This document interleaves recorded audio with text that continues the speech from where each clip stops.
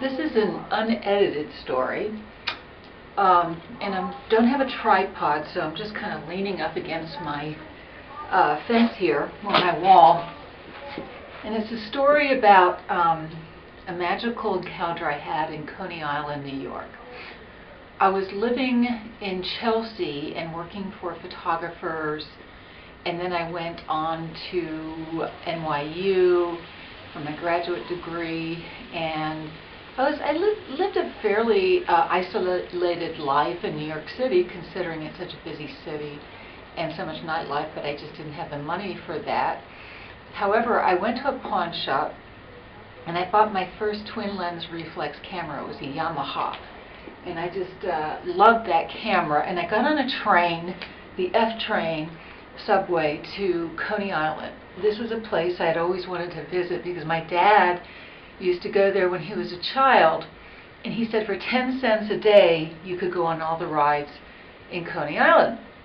So I went down, and it was one of these snowy days like Oklahoma today, and that's what I thought it would be good to talk about, because it was in Coney Island that I met another, I would say an angel. It was another miraculous encounter when I least expected it.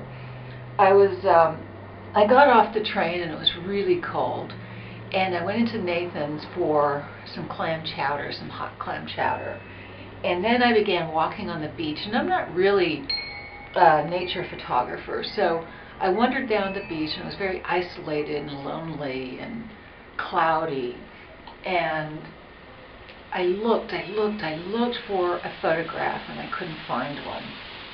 So I felt really discouraged and disappointed.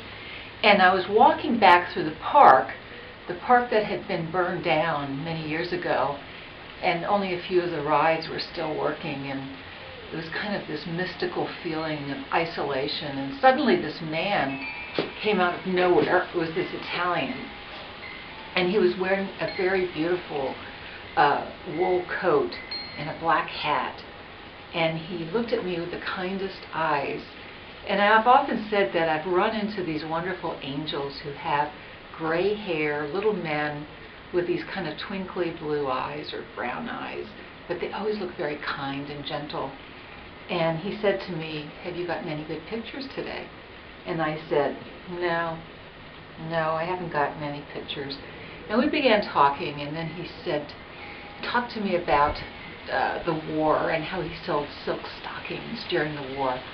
And I listened to him in amazement, and I said, "I know, I want to photograph you." And he said, "No, come with me, follow me, follow me." Have you heard that before? And I walked down this alleyway with him, and I wasn't scared at all because he seemed so kind, and I didn't feel like there was anything to distrust about him. And he took me into this parking lot, and suddenly I saw all these older men, just sitting around in the parking lot, feeding pigeons, drinking Chianti wine, and sunbathing. There wasn't a whole lot of sun that day, but they had these kind of metal reflectors under their chins, and they had their faces lift up to the sun. And he said, "Now meet my friends. You can take pictures of them." So every weekend for about a year, I used to go down and visit these guys and took pictures, and Coney Island became like a 2-year project for me.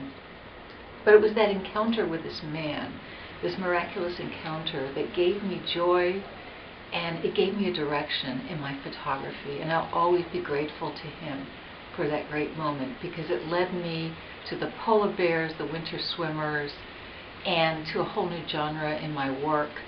And I began developing and printing these pictures, and it gave me so much joy and so much pleasure learning about the people of Coney Island and of New York.